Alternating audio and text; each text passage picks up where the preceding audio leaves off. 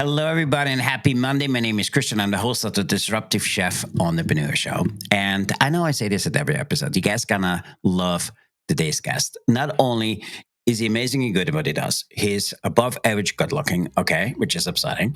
Super important. His message to the marketplace is absolutely amazing. And not only that, he does what a lot of people want to do. And you guys gonna meet him right after this.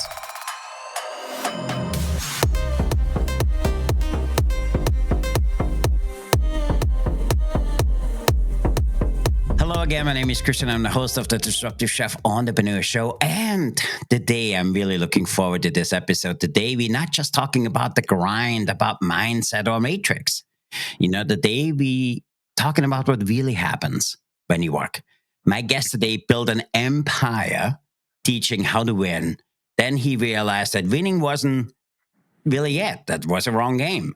And today, I have an entrepreneur who is an author. He is a self-help icon. He was one of the Fast Company's 100 most influential people online. And you guys going to meet him today. With that, I want to say welcome, Mr. Preston Ely. How are you today? Honor to be here, and I'm doing blessed, and I'm excited for the words that are about to come out of our mouths. I got a good feeling about it. I got to tell you, I do a lot of these, but today is right now is special. Now, I really appreciate it. Andy, as you guys can see, he's in beautiful Tampa, Florida, and it's gorgeous back there wherever he is. Up here in the Northeast, I think we're gonna hit 55 as a high today. So with that, Eli, That's the high. That's the high. Yeah. Wow. So Preston, so talk to me a little bit. How did this whole thing start? Well, Christian, it all started when I was 2. It started when I was 14. I was raised middle class, good parents. They're still together, still married. If that wasn't the case, I would probably be dead. Mm-hmm. I had that like a solid foundation to build all my rebellion and drugs and party lifestyle off of, and to have something to fall solid to fall back. I've always had people that love me. Mm-hmm. All right. And love is the answer.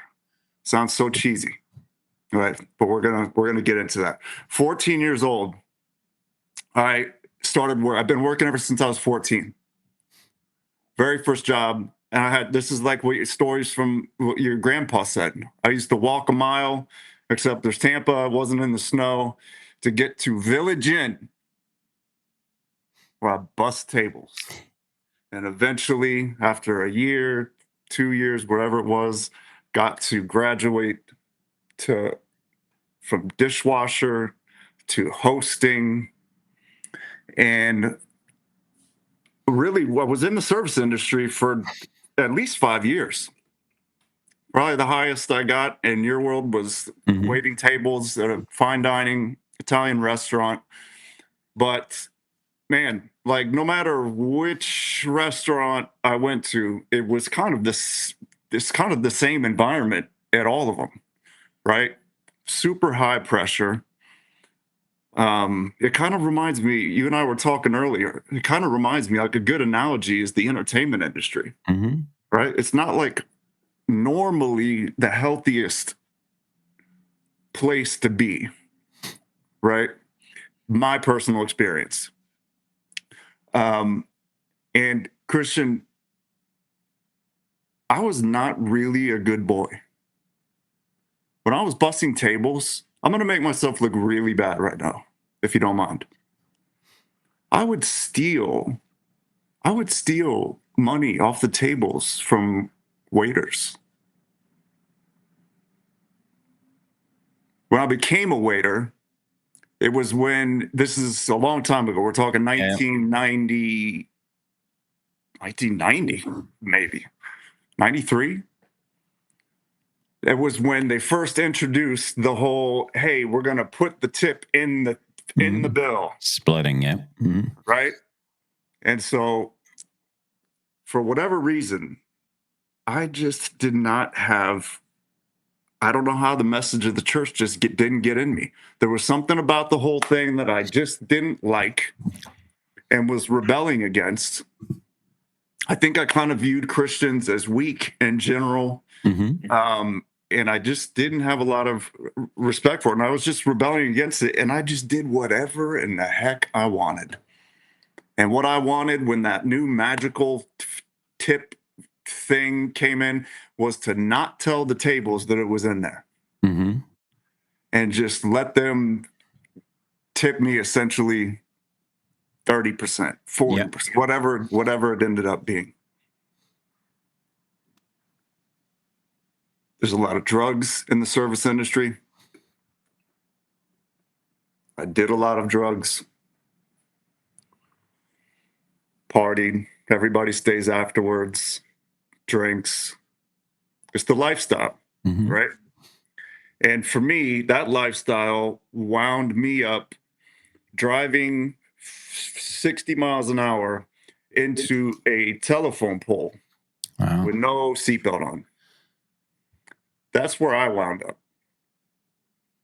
Now, I consider myself lucky and blessed that that happened, because not everybody has had the pleasure and the experience of getting a bill in the mail for a telephone pole. And let me tell you, it's quite a surreal experience. They're not cheap. On a serious note, that event led to me surrendering my life to my higher power, who I would consider the king of this universe. And I officially became his son, and life took on a very different flavor from then on out. And let me tell you what it did not look like. What it did not look like was I'm way down here doing all these bad things, and life is, I mean, I knew after that moment, okay, I'm either headed for prison or death, one of the two. That's where this is me. This is my story. I'm telling you, frankly, I was not a good human being. That's me. I mean, I love, by the way, thanks for sharing your background. And for me, you once said that self-help is inherently for selfish people.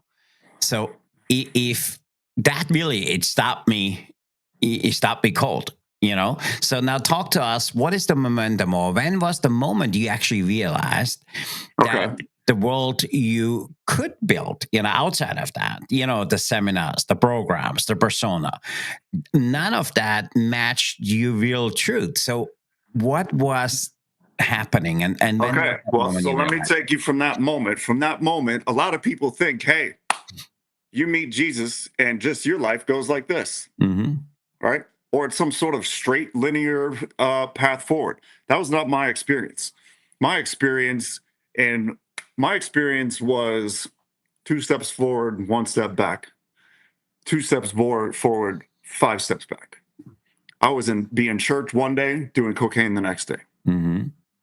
And then God, my father, actually led me into the self-development world, right?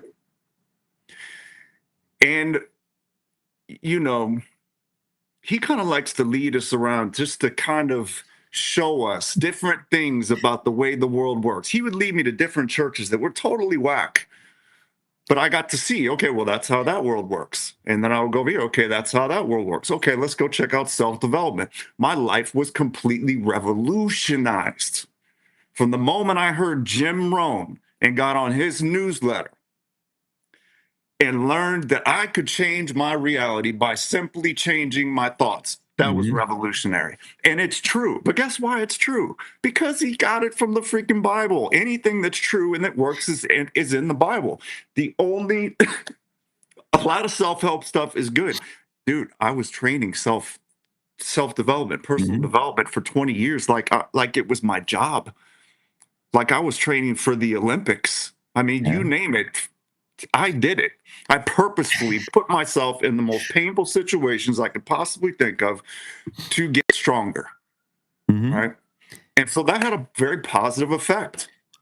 Right. That allowed me to learn how this world works, how to climb the ladder of success, which in a certain sense kind of has to happen, Yeah. right? And so this personal growth was like this, and myself was growing, expanding. Um, but what we have to clarify, what we have to figure out at some point is, what self are we talking about, Yeah. right? We've got our self concept, and then we have our actual self. And our self concept, our ego, our thoughts about ourselves, that's actually what's growing, Yeah. right? Now, if you're in alignment with God, this is how he works. He will allow that to happen while he's growing our spiritual beings. So we're having it's like these two evolutions, right? Our spiritual being, our, which I would call, Freud calls it your subconscious. I call it the real you, Mm-hmm. right? Picture the Matrix. Okay. Okay, well, you could have a character in the Matrix that's learning skills and that's, being able to do more and more and more and more fancy stuff in the Matrix, but it's not real, right? The real person is on the other side of the veil, right? And that's kind of where I like to focus. And what I've noticed is that when you focus on that, this external world kind of starts changing, Mm-hmm. right? So what happens is you get to a certain point, and this is if you're really pushing forward and really trying to grow, really trying to find the truth and do better. If God's got a plan for you, if you have an honest heart, if you're truly trying, he's gonna, the Bible says he prunes whatever is bearing fruit, he prunes that particular vine, right? And so he's going to start removing things. He's going to start removing your power, your perceived supernatural power to make things happen. And what's going to happen is all that stuff from the Matrix, all that stuff that, the success that you're having, that's going to start getting pruned off. And you're going to have this crisis of identity. That's what Yeah. happened for me, right? My journey up resulted in 5 different businesses, $2 million a year to me, passively, totally passively. Yeah. Didn't have to work, had everything automated, multiple homes, mansions, penthouses, flying private, you name it. Well, guess what? Once you have all that stuff, there's two difficult places in life. There's rock bottom and there's cliff top, right? Will Smith calls it Yeah. cliff top. That's what he calls it, right? And that's where you get to the top and you realize there's nothing there. And so if you're listening right now and you're trying to get to the top, this is me. Like, I've been there and then back down the other side. There's nothing there. Mm-hmm. There's nothing there. I mean, I love that. I love that story because you really embodied what Jim Rohn is teaching. I mean, 100%. I actually started my own newsletter from the very first personal development book I read, which was Anthony Robbins, whatever that big encyclopedia is, Awaken the Giant Within. Yeah. That was the first book I ever read, and I said, "Oh my gosh, this is incredible. I'm about to change my life." I started an email. They were called e-zines back then. Yeah. We're talking 1994. Oh, yes. I started my first e-zine over 20 years ago, man. That's and cool. I started it the second I started reading it. And I highly recommend, actually, that anybody listening right now, as you are learning things, teach them right away. Right? Everybody needs to have their own personal brand right now. It's absolutely critical because everything is going away. All jobs are going away. This whole matrix is these buildings right here. See, if we can see them over there. Yeah. See all the buildings? Okay, those are 50% vacant. Wow. Nobody knows that. Yeah. This is a ticking time bomb, right? Get yourself situated. As you're gaining this knowledge, be a funnel. If for no other reason, as you're teaching people, first of all, builds your self-esteem, your self-confidence. I mean, this is how I breathe myself, God's breath, back into me, gave myself life again, and came back from losing all of that stuff. Yeah. from addiction, from homelessness. I lost everything I, because I was not connected to my true yeah, self. I love that because so I think that's I don't want to say that's wrong with this awful, but Jim Rohn teaches, a few things, but the two major ones were in order for things to get better, you need to get better. Okay. And Yeah. then he also teaches, hey, if you go to work or whatever you do, make sure you work harder on yourself than you do on your job. Yeah. And a lot of people don't realize Tony Robbins was actually a student of Jim Rohn, and he Sure. taught Jim Rohn stuff in the beginning, and then Yeah. Tony Robbins developed his own stuff. Yeah. I mean, all of that is amazing, and a lot of people could get stuck in it. And then you also talk about, Well, it stops working at some point. yeah, That's the problem. Is there's an expiration date on that. yeah. And Right. you know what? Tony Robbins calls it the hour of power. That you need to spend an hour in this world, whatever you want to call it, day, in order to for things to get better. And that kind of reminds me of what you always talked about. You were a general partner at FreedomSoft, okay? You were a legit, you were the tech founder long before the whole automation even became trendy. And you figured out how to turn that control into code. And then you just walked away.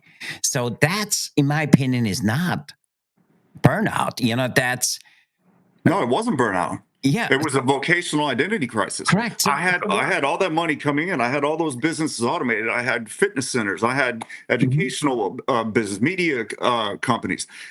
I lost interest in all of them.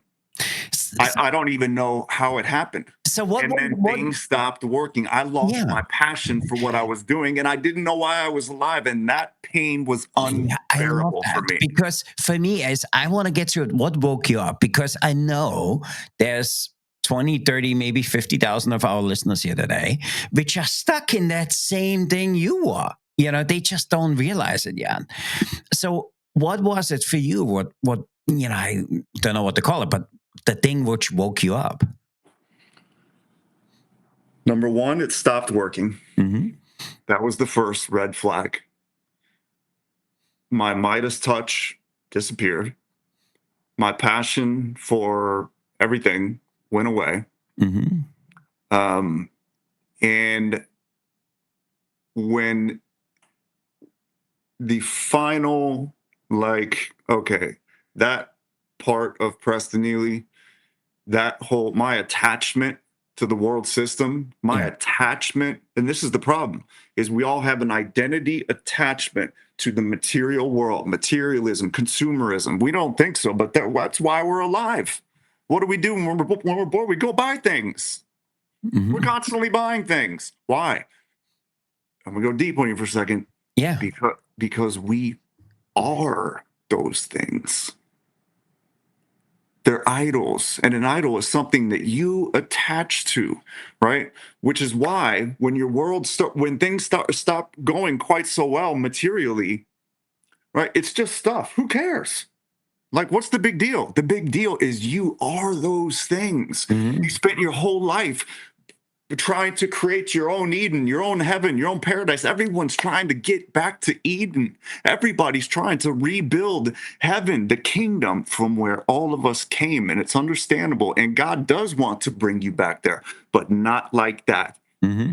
Not like that. To get back to the kingdom. My brand is Comeback Kings, and I am helping kings come back to their senses, come back to their sense of self, come back to their father who they left and they don't even know it, to come back to the freaking kingdom. The kingdom which Jesus said is within you, is within their midst. You're going to have to go through a little bit of pain. I love that because to our listeners, I talk a lot, as a chef, as an operator, as an entrepreneur, that you need systems, you need outcomes, and you need, repeatable wins. Okay. But that little control can turn into a cage. And that's what it feels like it was for you. So what finally opened that door for you? The loss of absolutely everything. I lost my family. I lost my sanity. I had no money. I didn't have a car. Mm-hmm. I didn't have a bike. Yeah. I couldn't get a bike. Somebody had to buy me a bike. Mm-hmm. Think about that. $2 million a year, mansion, bi-coastal penthouses, flying private. I was even doing good things for the kingdom. I was giving 25% of my money away. But for Yeah. what reason? But for what reason? What is the why are you alive? What's the motive behind what you're doing? We're in the service industry. Mm-hmm. I'm still in the service industry. I'm just serving in a different way. Yeah. Right? But I, why? Why are we serving? If it's for ourselves, yeah. you got trouble. So God brought me to the point of 100% powerlessness. I didn't have a choice. It's not like I saw it and was like, okay, well, I'm going to choose to. I think some people, very few, but some people do have that ability to bypass the whole I, thing. But I had to lose everything to have this epiphany that you're asking me about. I love that. So, and let's talk identity, because there is, you know what, I built my life, and there's also the other side. You know what, my life is already built by something a lot bigger than me. So how did that shift, and how did you lead? How did you love? How did you live with that information? I'm not sure I totally understand the question. So, you know, there's so many people that say, hey, I'm going to go out there and build my life. But then Yeah. there's also the opposite, where the people are saying, hey, my life is already built, and it's built by something a lot bigger than me. So how did that change come to you? How, from that, how do you currently lead? How do you currently love? How do you currently live? How did that impact you? Because there's so many entrepreneurs who are just like, I built my life. Okay, I will do whatever it takes, and I Okay, will keep grinding. great, Yep. great. So if you want to hold up a billboard that for heaven to say, God, please crush me as soon as possible, Mm-hmm. say the words, I built my life. Yep. I remember while I was a financial broker, which was in between my service industry, and I spent 10 years as a financial broker from age 19 to 29. 10 years as a top sales performer at a financial brokerage. And I remember the first time I became salesman of the year, which was very quickly. I Mhm. remember the owner of the company, his wife, came into my office and said, Preston, don't forget to give glory to God. Yeah. I literally said these words. Why would I do that? I did this. Okay, well, I've lost everything a couple times, and that was right before the first time, Mm-hmm. right? Now, the second time around, after I'd accumulated way more wealth, I knew that God had blessed me. I knew that it was because he was blessing what I did. But that didn't change the fact that my motives were still the same. Yeah. It was to build my vision, to build my life, right? To build what I wanted. It was all about me. Did a lot of people get served through me? Man, thousands of souls got saved. We built 40,000 churches in Cuba, Mm-hmm. but I wasn't doing it for the right reasons. And in order for a heart, what access do you have to your heart right now? Yep. If you've got like this, if your heart is just naturally like bent a certain way, what power do you have King Solomon, the wisest man who ever lived, wisest and richest, and this is recorded history. This is not just like a Bible thing. One of his proverbs was, "The heart of the king is in the hand of is in the hand of God. Yeah. He turns it whichever way he wants." And so True. we don't have quite as much control as we would like to think we do. Yeah. Right. And so when we say the words, I built all this, you are absolutely 100% completely delusional. Mm-hmm. All you did was experience yourself I love build. that. So You experienced it. yeah, I totally love that, because I think that's the part most people never share. You know, it's that whole unraveling before what you call redemption. You know, I think people listening today need to hear that it doesn't matter what you go through, it's not the end. It's really an invitation. And can you talk to us a little bit? Because for me, I get goosebumps when I talk to you about it, because when you speak, I think there's two things I love about you more than anything. Is the first one is I honestly feel that the words you speak and then how you currently communicate is 100% true of who you are. And the second thing for me is when our listeners kind of dive in a little bit more on your content and how you currently share.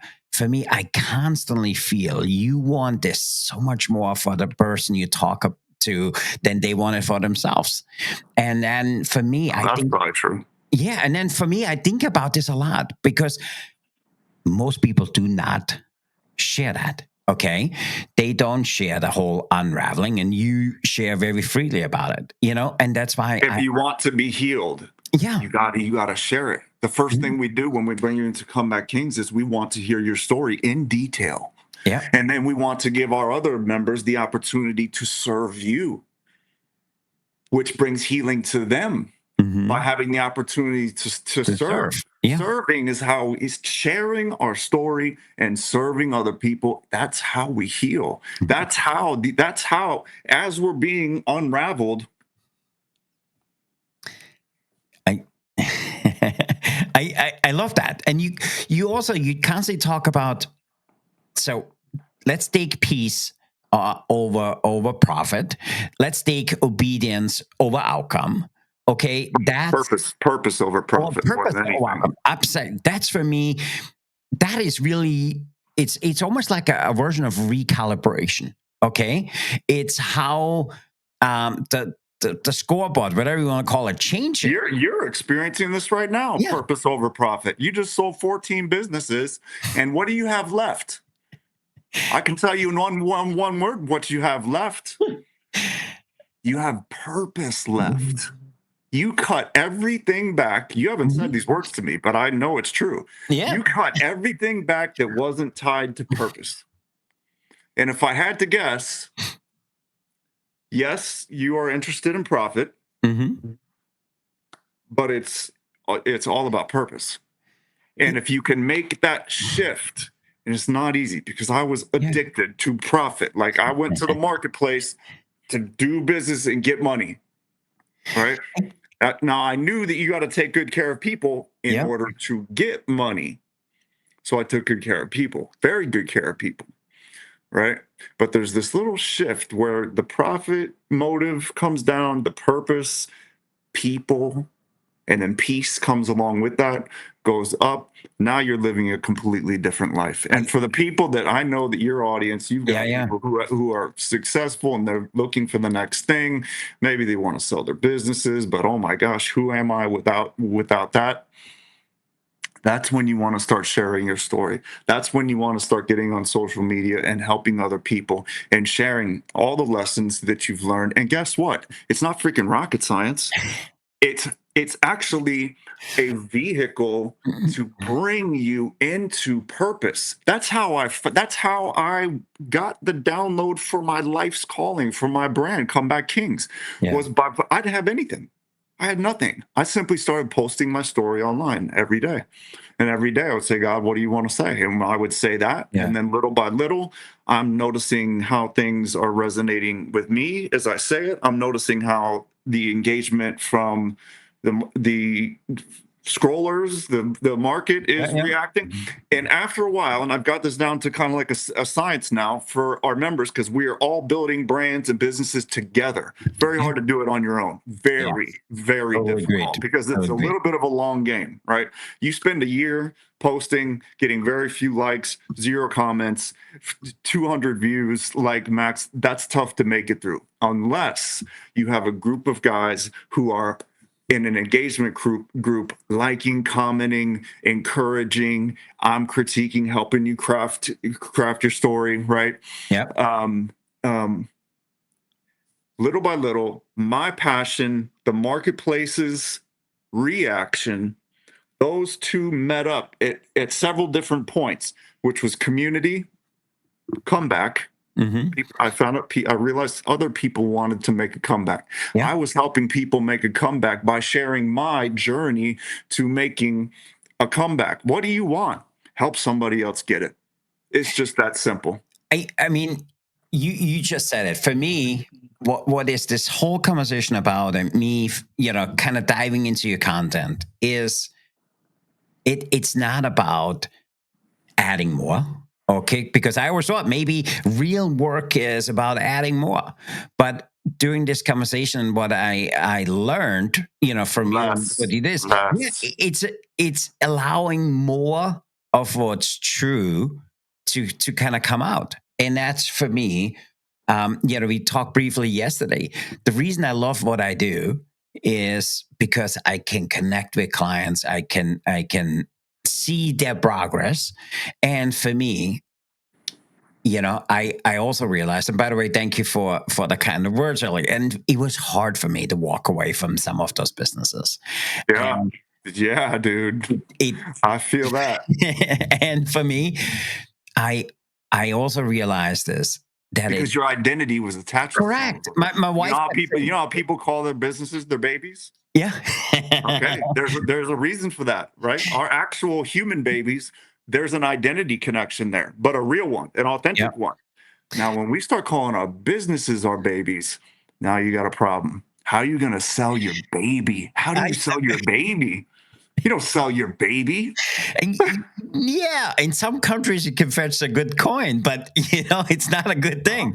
But you know what? It's so true, because now it's funny we talking about You it. may want to edit that out. That was a little crazy. You can I fetch a so good coin from selling oh, babies. okay. That was, I apologize. Actually, don't edit it out. I want to That post was that as a wrong. reel. But you know what? The funny thing is, so I do Mondays, I do interviews like we do here, and on Fridays is doing something I learned or my clients learned, and I hide behind, hey, this is kind of what my clients worked with this week, but this is what I really worked with. And Mm. so the last week sharing was that you need to reset your business. You need to walk away from it. And I talked exactly about that when you start thinking of your business as your baby or your family, you totally lost it, because it's not what a business is all supposed to be about. And it's supposed to You have to allow, be detached. You have to be correct, detached. because it's supposed to allow you to spend time with the people you love and everything else, not the other way around. And I recorded this episode, and I recorded over there, and I was sitting there and I was saying, whoo, I need to tell myself that message more often, because I came to the office at 7 in the morning and I stayed to midnight, 6 days a week. Okay. Can I just make sure I understand what you Yeah. just said a minute ago? Did you say that you give your followers a message for them, but you're actually talking to yourself? I talked to myself. That's exactly what I did. That's it right there, That's Christian. exactly it. This is one of the beauties of building your own personal brand. There's so many beautiful things about it. It's the most effective self-development tool in the history of mankind. There's actually clinical studies that prove this, to where not even if you're posting online, you just record a video of you talking Mhm. free flow, watch it back, and if you do that enough Mhm. times, your self-awareness goes up, your social intelligence goes up, your your attention span goes up, all these different benefits. But what I've noticed is when I post something on social media, when I go to watch it back, I know that I'm watching my true self teach me Mhm. what's going on. And it's something that I consciously was not aware of. But the real you in here, that is very much a separate, more like there's a connection, but it knows. Dr. Andrew Hodges calls it the deeper Yeah. intelligence. Read that book, The Deeper Intelligence. I've read it 3 times, and it's a legit superpower if you can truly process this. Your deeper intelligence slash subconscious slash the real you, I call it. Mhm. It knows everything about you. It knows a trillion times more about you and about this world than you think your self-concept does, right? And so what happens is you'll start talking, and that deeper intelligence, it takes control and starts talking. And what happens is you've unraveled. You don't know who the heck you are. Who am I? That's the most painful thing, freaking question in the world, right? But if you are unraveling, the best thing you could do ever is look at yourself in the mirror every day and say, who am I? Yeah. Right? Okay. My suggestion, post daily on social media, and you will start to see very clearly who you are, your sense of identity. It's how I lead people through a process of reclaiming your identity. Yeah. It's part of it anyways. I absolutely love that, because for me, we doing this. So our format changed about a year ago. So what we're doing is on Monday, we do amazing people like you, where we have this conversation, because I want to get more into your world and learn more about you. And I sit here and as I research, people we bring on, I was like, oh, my clients gonna love that, because they're struggling with that. Because for me, I also learned, if I struggle with something, I'm sure there's 10 other people, 20, 10,000, 20,000, struggling with that as well.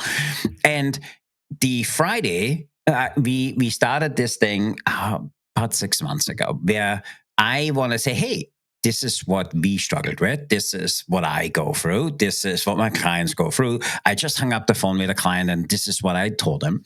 And so it kind of, we scripted it somewhat. And what I found about 3-4 weeks ago, I had the script, but I couldn't stick to it, and I was like, no, this happened this week. And I honestly shared, and I called it the resetting of your business and the resetting of you. And we had a few episodes about that. And for me, that's some of the higher listened ones, because for me, there's one thing I do. Okay, if a dog barks, the dog barks. I do not edit any of these videos. And I do it for 2 reasons. I want our listeners to know that it's real. It's real. That's exactly what it is. It's not overproduced. I'm the same way. It is what it is. And then it also allows me not to hide behind reformatting and make it perfect. Mm-hmm. And so the Friday episodes have been really, really hard for me, because I'm by myself. It's easier having a conversation with you because I'm interested in what you do. Yeah. But honestly, sitting there and saying, I can't say a client's name. I kind of struggled with that too. So I kind of share a little bit.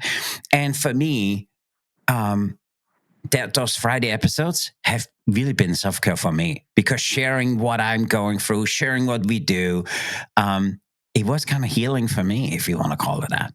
Absolutely, 100%. If you could kind of view it as if you have if you feel resistance to filming yourself, if you feel like, oh, that's just like, some people actually think they're too humble to do that. Mm-hmm. Those people are actually, the truth is, they're too proud to do it.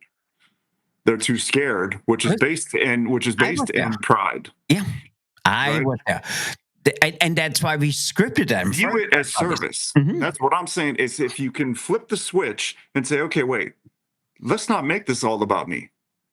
This is me. I need a new way. Why am I alive? I don't know. I'm selling my business, or I don't like it anymore, or I'm not sure, whatever. Let's just focus on post with purpose. That's how you get yourself to do it, is you view it as a service for other people. And it is one of the best services you could do. I totally agree. And by the way, I look at the clock. I can have conversations with you forever. But we definitely need to do a 2.0, because I think there's 2 things you absolutely reminded of. The first one is success builds on self, who we really are. And it can go amazing places. If we build it on a business or an identity, it only goes so far. But for me, everybody needs to read the book The Second Mountain by David Brooks. I love that. Hold on, I'm making note of that. I have one more book recommendation for you all. Yeah, go ahead. A friend of mine in the service industry who knew what I was about to do said, you absolutely positively have got to get them all to read this book, Unreasonable Hospitality: The Remarkable Power of Giving People More Than They Expect. Love that. Unreasonable Hospitality. It's by Will Guidara. Guidara. Okay, thank you. And I will put this in the show notes. But Preston, before I let you go, we need to play something we call rapid fire question food service edition I because don't like it. I don't like it. and I'm not good spur of the moment, but go ahead. and that's exactly why we need to play it. This is But going to be before we so do that, painful. You have no idea. before we do that, tell our listeners how they can learn more about you, how they can get a hold of you, and how they can get into your world. Instagram, Preston Ely. That's it. I used to have all these fancy marketing funnels and automation and blogs and this and that. That guy's dead. Nowadays, I talk to people one-on-one. If you want my community, I talk to you face to face. I spent 20 years not seeing anybody's face. I just hung out in Starbucks. All my business partners in Hawaii, all my employees were virtual. I never talked to any customers. Wow. I love that. So, and then also for our listeners, if you haven't done so, if this episode resonated with you and you feel like there might be somebody in your world who can benefit from this conversation as well, share with them today's episode. Also, like today's episode and let me know in the comments below. What was the one or two things which was said today which totally resonated with you? And what do you want to know about Preston? And leave this in the comments below. So with that, let's play rapid fire question food service edition.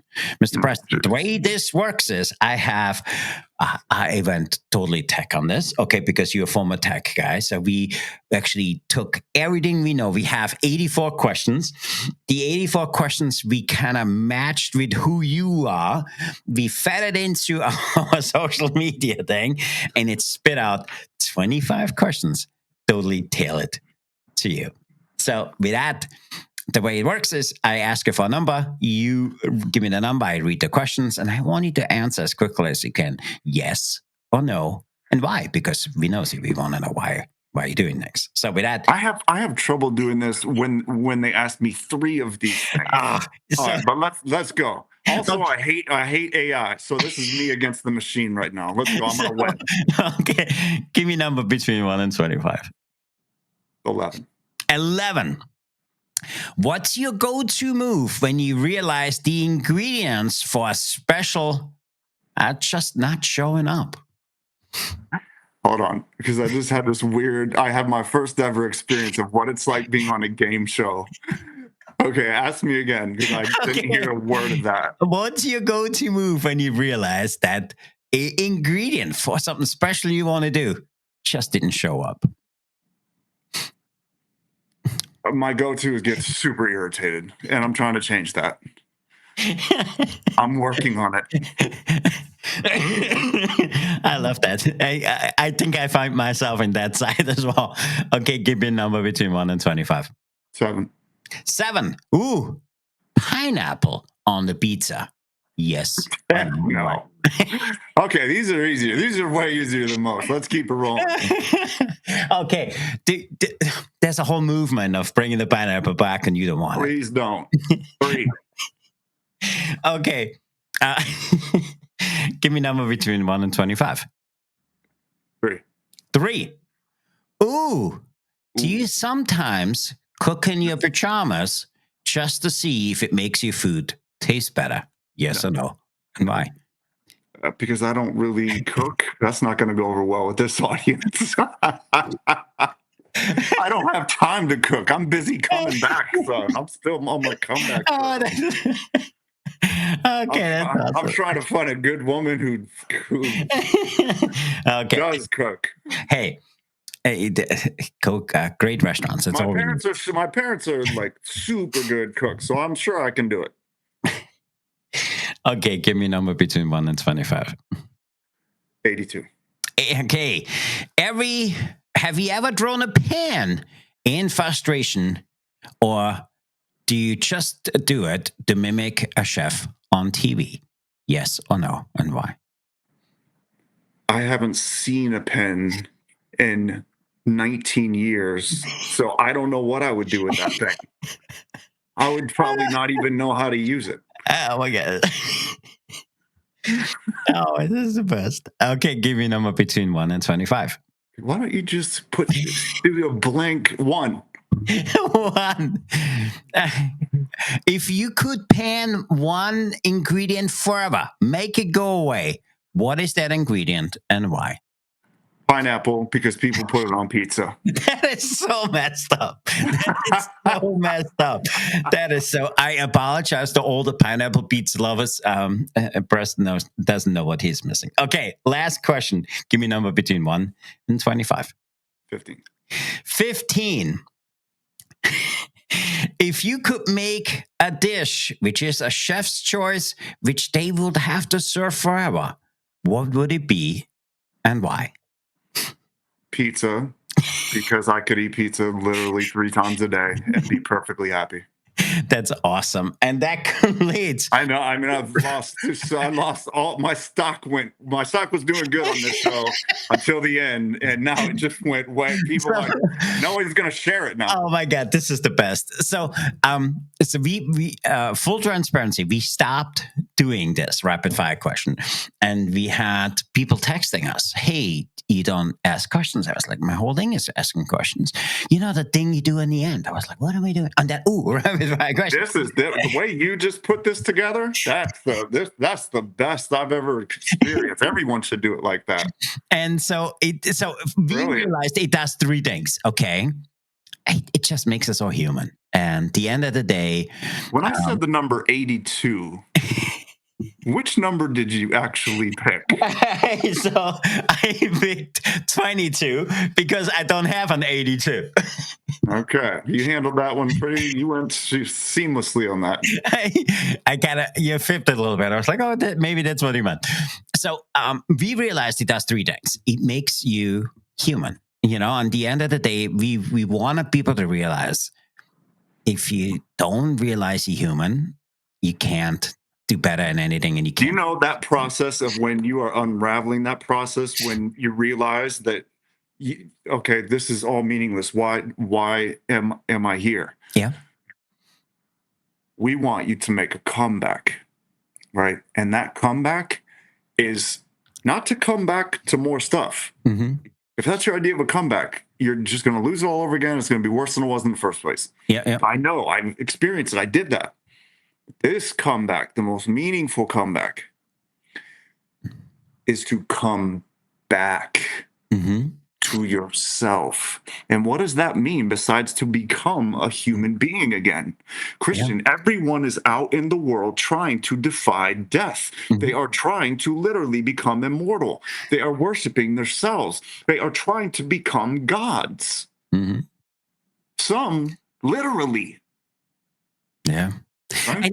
And it's the scary thing is it's just becoming. I'm glad you ended the show like that, because that just reminded me of that is the goal here. We need to become human beings again that live for the sake of being with other human beings. Yeah. And then for me, the other two, not Lamborghinis. Yeah. And the other 2 reasons are really simple. I honestly think food overall is the great equalizer. Yeah. And pizza doesn't care if you have a lot of money, no money, or anything else. Okay, pizza always will be pizza. And I honestly feel unless there's pineapple on it, then I don't know what it is. I apologize to the pineapple lovers. But for me, the final thing is if you have a meal and which is an honest meal, it really shows of who the person is when you commute with them and when you break bread with them. Because for me, food is just a great equalizer. You know why I think people enjoy, like, if we're going to get together, hey, let's get together for a meal. If you're, first date, let's go for a meal. This is my personal epiphany not that long ago. It's because everything's connected. Right? Everything. So when Jesus was about to give up his life for the sins of the world, to be broken, for his body to be broken, to be bled out, to take on all the evil, all the sins, all the things, all our guilt, put it on himself and bleed it out. And now it no longer exists. And all you have to do to apply that to yourself is to believe it. That's it. That's all you got to do. After that, whatever happens after that, just leave that to the gods. But he broke bread. He broke bread with the disciples. It was symbolic of him breaking his own body for the disciples. So when we break bread together. That bread, there's a reason he took one loaf, broke it off to give it to everyone, because we are all One. loaf. Totally love that. And so you and I are eating together. I'm eating you. You're eating me. I just wanted to get weird with it. We're connecting. Okay. Yeah. You went with the black market babies. I went with the cannibalism. Okay. Now, when you call it black market babies, you make it's just so wrong. So, but I really appreciate the first off. Thanks a lot for coming on. Thanks for the gift of your time. Thanks for doing this always. A full transparency that people listen. We did this yesterday, and halfway through it, this thing cut out. And it restarted. So there was like an hour into it, and we lost it. We lost the footage, but thank God, because this was 100 times better. Yeah. And so, but before we go, tell me and our listeners, what was the best advice you ever gotten you never acted on?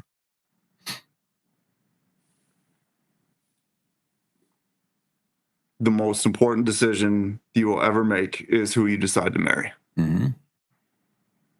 Hands down, no close second. Yeah, agreed. I've been through a few of them. Mm-hmm. So just trust me on that one. Really, my advice is stay single. Yeah. Nowadays, your chances of survival are very low. I wouldn't even play the game. I wouldn't even throw the dice. So, okay, anybody listening, just don't listen to him. You are with the perfect Get married, go ahead, roll the dice. So, but Preston, I really appreciate you being here today. Thanks for the gift of your time. And so anybody of our listeners, if you haven't done so, make sure you like today's episode. Make sure you write us a note. What totally connected with you today with that conversation? What was one or two things which made you feel uncomfortable? And what was one of the things you learned? So with that, I want to say thanks for being here. And if you have been listening to the Disruptive Chef Entrepreneur Show, know that we just don't build better businesses. We build better human beings. Because if your heart stays sharp, if your table is open, and if your purpose is louder than your hustle, that's where we want to be. With that, I want to say thanks for being here today, and we see you next time. Thanks, everybody. See ya.